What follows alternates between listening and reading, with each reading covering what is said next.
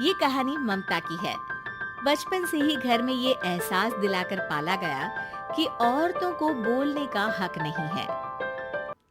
अरे ममता, जरा जल्दी जल्दी हाथ चलाओ। रोज ऑफिस में देर पहुंचता हूँ तुम्हारे कारण। लेकिन आपका सारा खाना पैक और तैयार भी है। अरे जबान जितनी चलाती हो उतना अगर हाथ चलाती ना तो शायद घर को अच्छे मैनेज कर पाती। क्या मतलब है? क्या नहीं मिला आपको? मुझे मुझे कौन देगा? ममता भागकर पति को मोजे देती है। वो हर किसी का ख्याल रखती, लेकिन उसके घर में रोज का रोना लगा रहता। अरे माँ, आज स्कूल में टीचर ने मुझे फीस के लिए डांटा। माँ, मुझे अच्छा नहीं लगता कि स्कूल में फीस के पैसों के लिए मुझे कोई भी बात सुनाए। अरे पर बेटा, ये तो पापा करते हैं ना, सारा ऑनलाइन। मुझे तो इसकी जानकारी भी नहीं है। हाँ हाँ, बना लो बच्चों के सामने मुझे बुरा। अरे करता तो मैं ही हूँ, माना, लेकिन मुझे कोई सपना थोड़ी ना आएगा कि बच्चों की फीस जमा करनी है। अरे बताओगी तो तुम ही ना। ममता की अब ये आदत में शुमार हो चुका था। वो हमेशा हर बात के लिए खुद को ही दोषी मानती। एक दिन वो पड़ोस की दोस्त से कहती है, समझ नहीं आता यार, मैं इतनी डम कैसे हो सकती हूँ। बात तो सही भी है ना। अब पति बेचारा नौकरी करे, पैसे कमाए, या फिर ये देखे कि बच्चों की फीस का वक्त है। क्या करूँ यार। पता नहीं, मेरे पति तो सारा काम खुद ही करते हैं। वो तो कहते हैं कि तुम थक जाती होगी, सारा दिन घर बाहर बच्चे। तो अच्छा, ऐसे भी पति होते हैं क्या? अरे क्या बात कर रही है? भाई साहब कभी तुझे किसी बात के लिए सुनाते नहीं? किसने कहा नहीं सुनाते? अरे ये पति चीज ही ऐसी होती है कि बिना पत्नी को सुनाए उन्हें चैन की नींद कहाँ आती है। तो तू भी परेशान रहती होगी कि कैसे, क्या, कब भूल गई। अरे वो तो मुझे बस इस बात के लिए ताना देते हैं कि मैं वक्त पर खाना क्यों नहीं खाती या पार्लर जाकर अपनी साज सज्जा क्यों नहीं करवाती। पड़ोसन बोल ही रही होती है कि ममता के बेटे की आवाज आती है। अरे माँ, क्या हो गया? लग नहीं रहा कि आज आप मुझे पानी भी देगी। अरे कब से खाने के लिए वेट कर रहा हूँ। अरे यार मैं चलती हूँ, बेटा खाने के लिए वेट कर रहा है, मैंने उसे खाना भी नहीं दिया। अरे 12वीं में पहुँच चुका है तुम्हारा बेटा, उसे बोलो खुद पानी लिया करे। मैंने तो अपने बच्चों को काम करना सिखाया है। अरे यार, खुद की भी तो कोई लाइफ है। माना जब नहीं कर सकते थे तो किया, लेकिन अब इतने बड़े बच्चों की हर बात मानेंगे तो मुश्किल तो अपने को ही होगी। ममता को पड़ोसन की बात में दम तो लगता है, लेकिन करे क्या, आदत भी तो खुद ही ने डाली थी। ममता घर जाती है कि तभी बेटी आ जाती है। माँ, परसों मुझे एक शादी में जाना है, तेरी वो जो लाल वाली साड़ी है ना, उसे दे देना। मैं आज जाकर टेलर को दे दूंगी, वो उस साड़ी से सूट बना देगा। अरे नहीं नहीं तारा, वो मेरी माँ ने मुझे दी थी और उस साड़ी से मेरी काफी भावनाएं जुड़ी हैं। तुमको ना मैं दूसरी साड़ी दे दूंगी। ओके, कोई बात नहीं, लेकिन आज दे देना पक्का। तारा माँ की साड़ी से सूट बनवाकर पार्टी में जाती है, लेकिन जब वो पार्टी से लौटती है, क्या है, मैं तो समझ ही नहीं पा रही हूँ। अरे जब वो साड़ी मांगी थी तो ये छल्ली सी साड़ी क्यों दे दी? मैं ही पागल थी जो इस साड़ी का सूट बनवा लिया मैंने। माँ, जानती भी हो कि कॉलेज में मेरी कितनी हंसी उड़ी। तभी वहाँ ममता का पति सुनील आ जाता है।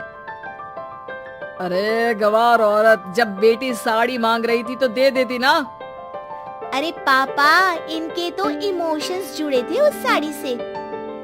ममता इतने सब के बाद भी कुछ नहीं बोलती। मेरी बेटी की बेइज्जती हो गई, मैं बिल्कुल बर्दाश्त नहीं कर सकता ये। मैं नहीं चाहता कि मेरी बेटी से कोई भी ज्यादा सुंदर लगे पूरे कॉलेज में।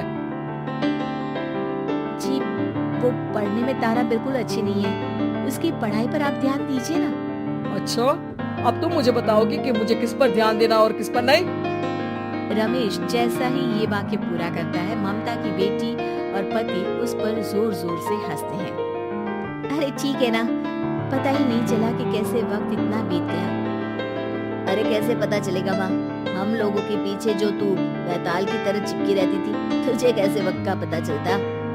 ममता को पहले सास ससुर, फिर पति और बच्चों की तरफ से इस तरीके की बातें सुनकर उसका मन बहुत दुखी रहता था। एक दिन, सुनो ना, बहुत दिनों से कमर के नीचे बहुत दर्द रहता है। कल मैंने देखा तो एक फोड़ा था। अरे ममता, एक बार अपने पति से बात करो, वो तुम्हारा फोड़ा डॉक्टर को दिखा देंगे। अरे नहीं नहीं, वो तो गुस्सा हो जाएंगे। अरे क्यों गुस्सा हो जाएंगे? तुमको दर्द है? हाँ, लेकिन वो यही बोलेंगे कि ऑफिस जाऊं या फिर तुम्हें लेकर डॉक्टर के पास। तो बेटे से ही बात कर ले। अरे वो तो मैं कर लूं, लेकिन फोड़ा है ऐसी जगह कि उसे बताते मुझे शर्म आएगी। लेकिन कुछ ना कुछ तो करना जरूरी है ना। ऐसे कब तक फोड़े के दर्द से तड़पती रहेगी? अब तो सोच रही हूँ कि इनसे बात कर ही लूं, वरना दर्द के मारे कहीं मर न जाऊं। लेकिन शाम को ममता, क्या किया तुमने आज? खाने के डिब्बे में कैसा खाना दिया था? दाल खराब हो गई थी। कब की थी? दाल तो मैंने सुबह ही बनाई थी, खराब कैसे हो गई? अच्छा सुनिए ना, मुझे कहना है कि अरे गरम दाल बंद करोगी तो ऐसा ही होगा ना। बेइज्जती हो गई सबके सामने मेरी। ऑफिस वालों ने ऐसा मजाक उड़ाया कि क्या बोलूं। कल से ठीक से खाना देना है तो देना, वरना खाना देना बंद कर देना। बाहर खा लूंगा मैं। ममता जो पति से अपनी परेशानी बताने वाली थी, वो अब ये सोचने लगती है कि कल से पति को खाने में क्या दे। अगले दिन ममता थकी थकी सी हालत में, आप लोगों के लिए नाश्ता बना दिया है, खाना बनाने की हिम्मत नहीं है आज तो। रात भर सोकर थक गई है ना, इसीलिए तो खाना नहीं बना सकती। हिम्मत नहीं हो रही है, मैं बस सोने जा रही हूँ। बस मैडम को सोने का बोल दो, फिर देखो कैसे सोती रहती है। माँ फिर वही पराठा सब्जी। अरे हमारे साथ के दोस्त एक से बढ़कर एक नाश्ता खाना लेकर आते हैं, आप तो बस। सभी घर से निकल जाते हैं, लेकिन जब शाम को बेटा घर आता है तो घर में अंधेरा रहता है। बेटा लाइट जलाता है। क्या माँ, तुम्हारा भी जवाब नहीं है बिजली का बिल बचाने के लिए? वो बोल ही रहा होता है कि सामने माँ जमीन पर लेटी मिलती है। वो उसके पास जाता है। अरे माँ, क्या हो गया माँ? तभी वहाँ पड़ोसन आती है। अरे बेटा, तुम्हारी माँ के पैर के पास एक फोड़ा है, जिसके कारण ये लगातार कमजोर होती जा रही थी। मैंने उसे पहले ही कहा था कि घर में बता दो, लेकिन तुम्हारी माँ किसी को तंग करना नहीं चाहती थी। तभी वहाँ डॉक्टर आ जाता है। अरे इनके ऑर्गन में दिक्कत है, कोई बात है जो इनके मन में खटक रही है। अरे नहीं नहीं, इसके मन में कोई बात नहीं है, कोई काम है नहीं ना इसके पास, सारा दिन बस घर में ही रहती है। देखिए मैं तो ये नहीं जानता, लेकिन हाँ इनके मन में हमेशा कोई बात रह जाती होगी, इसीलिए उनकी ये हालत है। अगर आप समय से नहीं ले आते तो हो सकता था कि। अरे नहीं नहीं डॉक्टर साहब, हम पूरी कोशिश करेंगे कि वो ठीक हो जाए। हम लोगों ने अपनी परेशानी माँ के सामने रखी, लेकिन किसी ने माँ की दिक्कत को जानने की कोशिश तक नहीं की। हाँ, मैंने भी ममता को हमेशा घरेलू जरूरत से ज्यादा काम का नहीं सोचा था। ममता को होश आता है और वो खुद को अपने बेडरूम में देखती है। वो उठने की कोशिश करती है कि माँ, अब आप नहीं उठेंगी, हम लोग है ना, हम लोग आपको पूरी तरह से खुश रखने की कोशिश करेंगे।